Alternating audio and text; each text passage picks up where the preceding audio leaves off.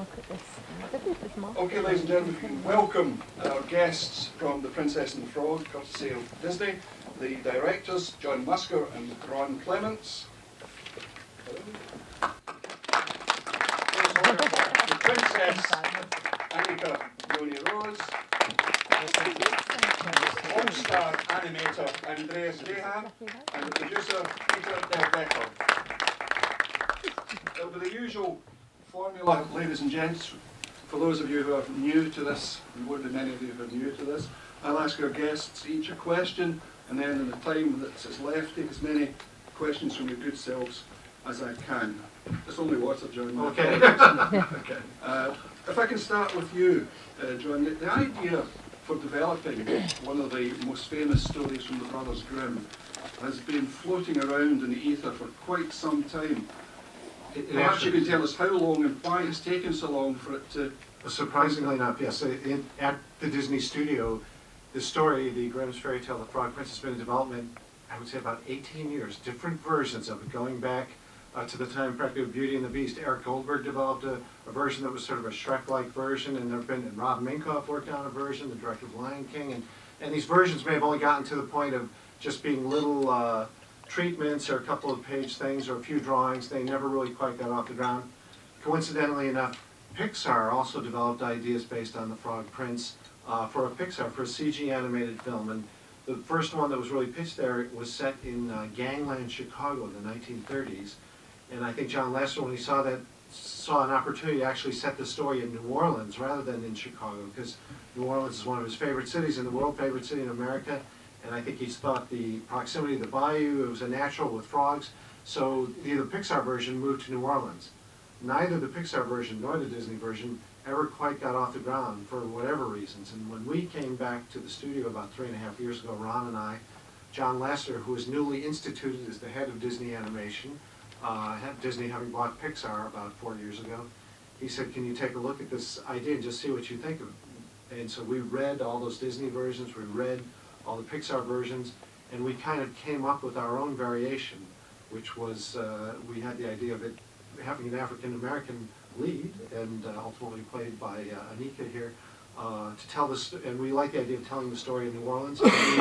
We like the idea of it being hand-drawn and being a musical. We suggested to John Lasseter that Randy Newman do the music for it, and he assented to all those ideas. Ron, if we could move on with your good self and develop more the idea of the music. I mean, I think no one would have predicted that you could have had Disney coupling with Dr. John in a movie. So how did he get involved? Was he a friend of Randy's, or was there more to it than that? And how did you go about deciding on the music? Did you do tons of research into Cajun music, Zydeco, and that sort of stuff? Well, after we pitched the idea to John Lasseter, and he really liked all the ideas in terms of being hand-drawn with an African-American heroine set in 1920s New Orleans and being a musical. They said before you do anything else, you need to go down and visit the city and really get a sense of the city. So he went to the Jazz Fest. That was May of 2006, that they have every year. We did other research, but in terms of the music, the Jazz Fest is a great sort of experience where they have like a gospel tent and a Zydeco stage, and over here is Dixieland, and we really got a sense of all the different kinds of music. We knew Randy Newman right away. We had pitched Randy Newman doing the music because he actually spent his boyhoods in New Orleans, and actually in terms of Dr. John, he has worked with Dr. John. They've performed together. Actually, at the Tower of London, they performed together. Not in it. Not in it. I think they're still mostly here. Randy, the first song Randy wrote for the movie was a song called Down in New Orleans, and that sort of is just all about the city and bringing you into the world of the movie. And we actually thought Dr. John, that it would be great for Dr. John to sing that song. And one of the big thrills of the movie was that song was recorded in New Orleans, and just being down there in the city with Dr. John and Randy Newman together. A lot of musicians from New Orleans were there sort of doing the music, and that was a very special day just to kind of be a part of that. Thank you. Anika, I can understand how you got yourself ready for your knockout performance as a dream girl, but how do you prepare to play an iconic Disney princess? Well, I think you sort of prepare in the same way. You know, I grew up on Disney, so I know I sort of have Disney in my veins before I even got to the studios. But it's the same type of preparation. You find out who this character is. I did a lot of calling around in New Orleans to listen to people's voices in different areas without telling them why. I just wanted to hear the way they sounded to figure out what I wanted her to sound like. I read up on New Orleans, the history of New Orleans, and I listened to a lot of music from the jazz era, like the era when it was being created and made. But I'd also been to New Orleans before. So those are the things that I did in preparation for her character. Otherwise, I read the script and I felt like I knew this girl. I was saying that I feel like Ron and John have a teenage girl in their breast pocket somewhere. she just pops out to inform them every now and then. It was very clear to me who she was. Her journey was so similar to my own journey in life. Being an actor, being someone who is from a small town and choosing this profession, there were so many naysayers around me telling me it was impossible, one in this many people, don't you want something to fall back on? And no, I didn't want something to fall back on. This is what I wanted to do, and I did it. I worked at it and I made it happen. So at some point, and it didn't hit me immediately, but at some point during our journey of creating Tiana and the movie, it hit me that this is also my journey. This is even though it's not the same time, it's not this exact same situation. So, you know, on that end of it, the preparation was life. That doesn't always happen. It doesn't often happen. But I was really lucky with this. Thank you. Andreas, as has been mentioned, this is a return to the art of the hand-drawn animation field. Was that a dream come true for you when new life was breathed into hand-drawing animation? And had you considered what you might have done if hand-drawn was consigned to the cinematic dustbin? Well, it was a dream come true for me the second time around. My first time was to get a job at Disney in the first place in 1980. And then to see it go away was, I would say, very sad for a lot of us, not just myself, but my colleagues who really, I mean, these are the folks who did Lion King, Aladdin, and Beauty and the Beast, and not to be able to express ourselves like this anymore through pencil and paper and that magical medium of hand-drawn animation was sad. Some of my friends trained in computer animation because there was nothing else going on. I was a little stubborn and stayed with drawing and found sort of odd jobs at Disney that sort of required a little bit of drawing, like a train sequence, or I helped our studio down in Sydney who was doing a sequel to Bambi, and that still involved hand drawing, so I helped them out for 6 months, and then all of a sudden there was a time where there was nothing left to be drawn anymore at Disney. And it was at that time, though, when we had a management change and John Lasseter came back, and luckily he shared our sentiment toward hand-drawn animation and brought it back. Excellent, thank you. Peter, you've got the benefit, I suppose, of at home having two critics that you can turn to and ask if you're following the right direction or if your instincts are spot on, because you've got 12-year-old twins. So how useful is that to have people who are the perfect age for films like this, to be able to discuss with them what you're doing, let them have an early first say?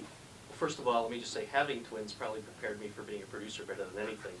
Schedules, budgets, crises, drama. I think I learned a lot over the 12 years. You know, unbeknownst to me, early on, my daughter actually read the script. I had brought the script home, an early version of the script, and brought it home. My daughter read it, and I didn't even know she had read it, and came up to me and said, "Dad, you really got to make this film." So I started off on really good footing with the kids. My son, who hadn't read the script, said, "Dad, just make sure it's not too lame." So what's important, though, is that when I would bring the film home periodically, mostly towards the end stages, my son and daughter reacted very similarly to the film, which is they loved it. They couldn't, and when the film came out, they all wanted to invite their friends, which meant that I think we passed the muster of it was a great film for both boys and girls. Thank you. I'll start taking questions. Anwar. Question for John and Ron. I wonder if you could give us an idea of the difference, in practical terms, working for a hands-on filmmaker like John Lasseter as opposed to, albeit a hugely experienced executive like Jeffrey. Yeah, I mean, John is a filmmaker. He's a director. He animates. He draws. We spoke very much the same language. It wasn't like you had to sort of explain things to me. We were talking shorthand almost with John, and so creatively it was really thrilling. Partly because we were so much in sync. I mean, our experiences are so similar. I went to school with John Lasseter at Cal Arts, and I've known John since that time, and we have very similar sort of tastes in films and filmmaking. Jeffrey, brilliant guy, but came to animation not knowing anything about animation, didn't even really grow up with animation. I don't think he even saw the films that much as a kid, but it was a very quick study and sort of tried to play catch up. So John is a very collaborative filmmaker. I would say Jeffrey is they're a little more hands-on, where Jeffrey's approach is a little more Darwinian. He would always challenge your ideas and make you sort of resist, back. With John, he was more supportive, I would say, and Yeah, Jeffrey had a tendency, when he saw things, when you presented things to him, he either loved it, and if he loved something, it was like the greatest thing that had ever been done in the history of cinema, or he hated it. It was like just absolute crap, and just really nothing in between. It was always that. You never had to question, did he like it or not? I'm not sure. He was very, very clear on that. But John, working for John is the best of all possible worlds, I would say, because he's very respectful of filmmakers. He's respectful of your vision. He's so supportive, and he has great ideas, and he knows animation inside and out, and it was really, really a terrific working relationship. he has great instincts, particularly in stories. I mean, he's good at storytelling. So as we were making the film, he found ways to just tell the story more effectively, not to tell a different story, but to tell that story more powerfully. So that was a very positive thing. Darryl. Question for Andreas and possibly Peter as well. You said about the sort of backstory of the last decade with Andrew and animation, but what's the future for it? Are you hoping that this might actually start a return to hand-drawn animation in Disney? Or is it like a print journalism that constantly? I know. What do you guys? Will there be a newspaper a year from now? Please tell me. I hope there is. I like newspapers. Just in case Darryl was a wee bit too soft-spoken, unlike myself, he's asked if we can hear from the two gentlemen at the end, Andreas and Peter, about the future of hand-drawn animation. Yeah, no, we're actually doing more.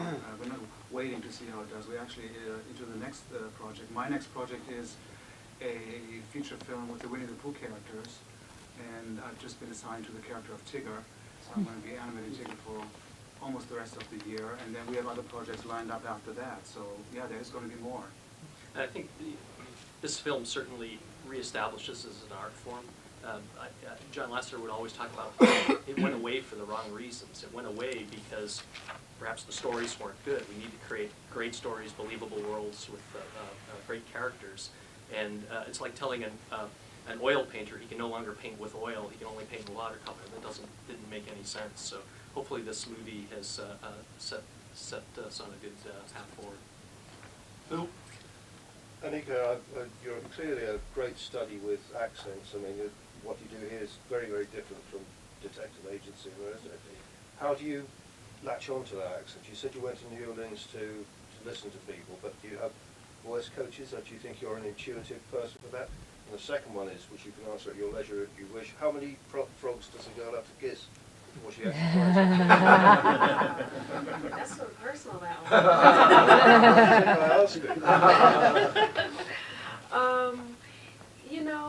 I have always had an ear for sound. I consider dialects to be like music to me. You can learn a song, learn the lyrics, learn the notes, but if you don't have the rhythm, then you don't have the song, you don't have the style. But I've always been, probably awfully as a child, I was somebody who would imitate people. Walk through the mall, walking behind people, imitating them to the chagrin of my mother. So it's something that I've always liked to do. I love to listen. And when I travel with tape recorders, and I tape people everywhere I go, so that I have at home just tapes of people from different places, so that I can use them if I need to, or just if I want to. So with the detective agency, did you have a dialogue coach, or did you go get it from down there? We had a coach there for Number One Ladies. Her name was Komoso. She was Motswana. And it was very interesting because it was so quickly put together that we really didn't have a whole lot of time before we just had to do it.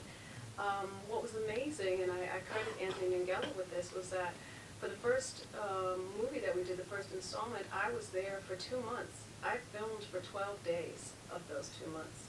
The rest of the time, I was in people's faces, standing behind doors, sitting in my room, listening to the cleaning people or the other people that worked in the hotel, taking sounds from them, whether it was just words or something as innocuous as, ah, because that really means something there. If somebody says something to you that's shocking or offensive, you might, ah, with that, and which is not something we would do in America or even here in that type of way, or oh, with that open O sound.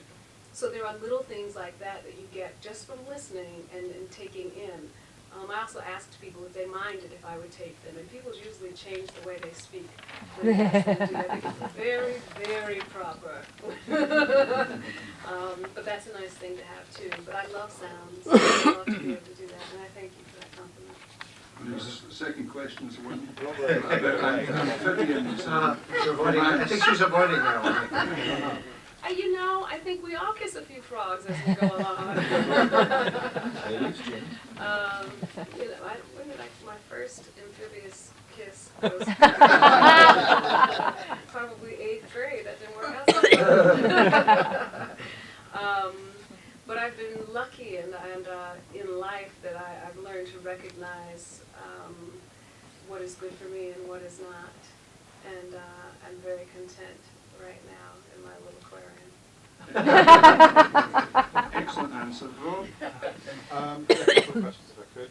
Going back to the hand-drawn animation thing, obviously this film is being touted as the first one to go back to that genre since the early 90s. But how much has the technology in that field advanced in the last decade and a half? Has putting pencil to paper become a slicker or snazzier thing with the help of some computer technology? We explored the idea of paperless animation on this film. There are actually now pressure-sensitive tablets. I don't think we've used one of those. There's one particularly called the Cintiq, which is made by a Canadian company called Wacom, and we explored doing the character animation on that, where you literally draw on the tablet. And you can save the drawing. You draw with a stylus.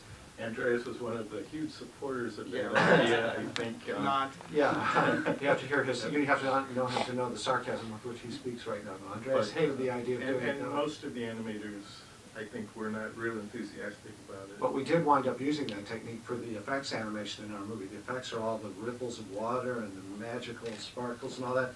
So if Andreas did Mama Odie, for example, those drawings would get scanned, and it would be brought into the system, sort of, and then the effects animators who would draw the magic or the shadows underneath Mama Odie would have Andreas' drawing and then would work to that on this tablet. And it worked well for effects, so all the effects animation was done that way. And it's all the backgrounds in the movie are hand-painted by painters who are very skilled in oil paints or tempera or watercolor or whatever, but for the last few years, not just for this film, it's digital paintbrushes and digital paint, which in that case I think the painters really did embrace that, because certainly it dries much faster. Some paint can have an odor, and certainly digital paint doesn't, and you can make changes very easily. So that was embraced. Also storyboards. The storyboards artists who kind of do like comic book versions of the whole story before it goes into animation. Now, pretty much, with maybe a few exceptions, they work on a Cintiq or yeah, they work on a Cintiq, and they work in Photoshop in layers, and it really is ideal for storyboarding.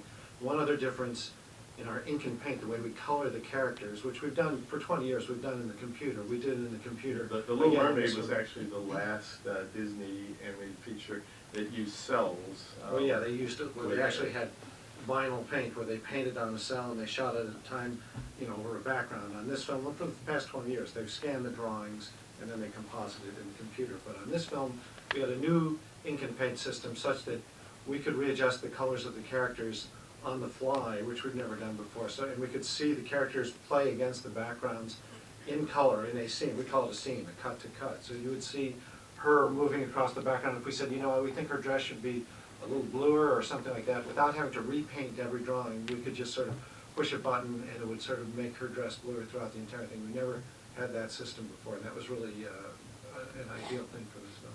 Andreas, One other advance too, I think, was just early on being able to see scenes in continuity. That was a big, big advancement from the Yeah, last. it seems like you would have that before, but earlier we would see scenes of animation by themselves. Here we could actually evaluate them in the context, in a line with every scene before it and after it. We never had that before this film. Andreas, just before we take Rob's second question, you've got your pad with you. I wondered, could I impose upon you just to work some of your magic on the pad, and you could then explain what you've done after Rob's asked his question, please.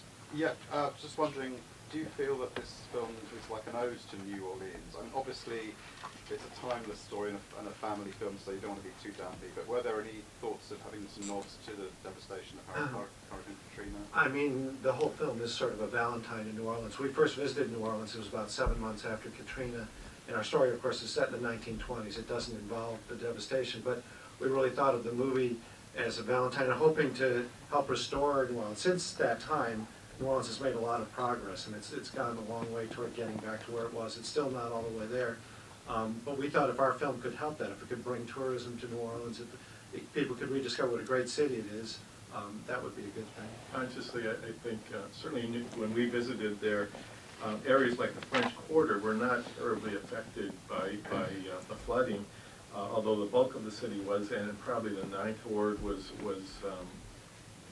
hit the hardest. We visited the Ninth Ward. Incredible devastation that you kind of never forget when you see that. But we did specifically show the Ninth Ward. Like, we don't identify it, but you see the Ninth Ward in the movie as it was in the 1920s, and that was kind of a conscious thing. The young man there in the third row. Yes. As well as recalling a lot of the earlier Disney animation, certainly to my mind there was a lot of Warner's and Tex Avery about it, particularly with Lottie, Charlotte, and the cat at the very beginning. And I wondered whether that was a conscious decision or whether that had come about more by happy accident. Well, I speak for myself. I'm certainly a big fan of the Warner Brothers directors, Chuck Jones and Tex Avery and that sort of thing, and particularly say that there's the sequence involving the frog hunters are sort of, well, we know the Three Stooges. I don't know who the equivalent is. Yeah, Do you have the Three Stooges? Yeah, okay. I don't know what the, Monty Python, I don't know what the equivalent is, but so it was definitely a nod to Chuck Jones and the Three Bears cartoons, if you're familiar with those. Mike Maltese, the great story man. And Tex Avery, again, someone that we admire, who's really going to extremes in animation. We like those films, and it seeps into the artist's work. It isn't so conscious, I'd say. It's a little bit below that in terms of being an overt homage to them. We started as animators, both John and I. We haven't done it for a while, but we still kind of think as animators, even in terms of developing stories. And we like to give the animators some things they can have fun with and really enjoy, to take advantage of the cartoon medium. We feel like if it's all something you could do just as easily in live action, there isn't maybe as much a reason to do it. So I think a lot of the film we tailored as much as possible. Certainly when you have talking frogs and fireflies and alligators, it's tough for, you can do that in live action, you can do that in anything, but maybe doesn't quite have the same effect. So we like to take advantage of the medium. We have time for another couple of questions. The young lady waiting patiently in the front. Obviously, you're quite versatile, done several different mediums, but what was it like to be involved in animation and seeing that come to life and performing that? It's great. So great. It's, you know, for me, it was truly, and it sounds very corny and it was staged, or it was a dream come true for me. It's something I've always wanted to do. Since I was a very little person, since I saw Fantasia when I was 2. And I was so moved by the imagery and the music, and I was convinced. My mother told me that when I was in my nightgown, my favorite nightgown, I looked like a dancing mushroom. I felt like I was a part of that landscape, and I always wanted to do a Disney voice. And it occurred to me about 2 months ago that there is nothing else that I can think of that I have always wanted to do, not even act. Because when I thought of it, I wasn't thinking of being an actor. It didn't occur to me in that time that that's what it was. I just wanted to be in it and do that voice. So for me, this was, it's been a magnificent experience. It's been the realization of a dream, which is what Disney represents anyway. So I'm so, oh God, I'm so honored and humbled and pleased and thrilled about the whole thing. I wasn't planning to be a princess. I was really, I thought I would be like a weeping willow or something. Be like, oh my gosh, you cry so beautifully, you know. But so I'm hoping to come back as something just out of the box and crazy. When I went in, when I had my general meeting with Disney, and tell me if I'm rambling because I can be quiet. Okay. I had my general meeting in 2004 after I had done Caroline or Change, and the guys had seen me in the show. And I didn't know what they were calling me in for. It wasn't specific. It was just like, Disney Animation would like to see you. And I was like, Animation wants to see me. So I had a voice ready. I was ready to be a tick. I had this voice prepared of a tick. I knew what the tick was going to sound like when it bit somebody. I was prepared. You know, who knew it was going to end up with me being someone, you know, beautiful and regal and southern and charming. I was ready to be loud and like pain inflicting and bite somebody and draw blood. So it's thrilling is the short answer. Thrilling. We have sadly run out of time, but there's just enough time for Andreas to show what he's created in less than 5 minutes. People can see this in the back, but roughly that's what my character looks like, Mama Odie and her snake Juju. So she's sort of the fairy godmother in the film, even though she doesn't look like one, but she is. You know, and she actually helps the main characters to get back to their human form. Of course, Andreas, who did, you know, Scar and Jafar and Lilo and all those great characters. I mean, he's one of the greatest animators in the world, really. And so he's done a lot of villains, yes. So, and he actually wanted to do, of all the characters in the movie, Mama Odie was the one that right from the start. Yeah, he said yes. He bonded with this 197-year-old woman. He said, I feel her pain. Hard to explain. And on that revelatory note, ladies and gentlemen, our guests, thank you all very much indeed.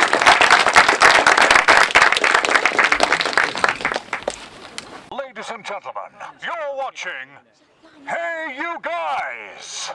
Hey You Guys, huh? Hey You Guys. Is that from the Goonies? It is indeed, yes. Nice. Hey!